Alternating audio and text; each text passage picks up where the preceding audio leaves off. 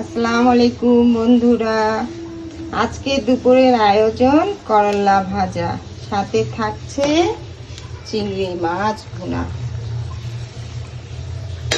আর করলাটা দেখেন কি করে ভাজি আমি।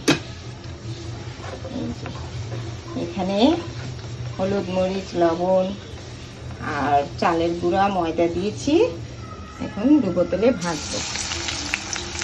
আমি যেহেতু একটু টিপটা, তাই তেল কম দিয়েছি, অল্প অল্প করে করলাটা ভাজবো। আপনারা বলবেন কে কে এমন করে করলা ভাজা খেয়েছেন।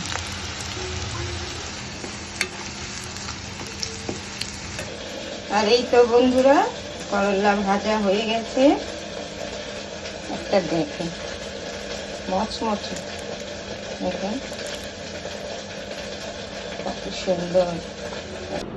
রান্না বান্না শেষ, এখন ঘর গুছাতে আসলাম। ওই সাইডে সব গুছানো শেষ, আর এই ট্রলিটাও পরিষ্কার করলাম। দারুণ হয়েছে না পরিষ্কার করাতে? অনেকদিন ধরে এখানে হাত দিচ্ছিলাম না, সময় পাইনি, তাই আজকে পরিষ্কার করলাম। তাহলে বন্ধুরা, আমার ভিডিও আজকে এই পর্যন্তই। সবাই ভালো থাকবেন, সুস্থ থাকবেন। আল্লাহ হাফিজ।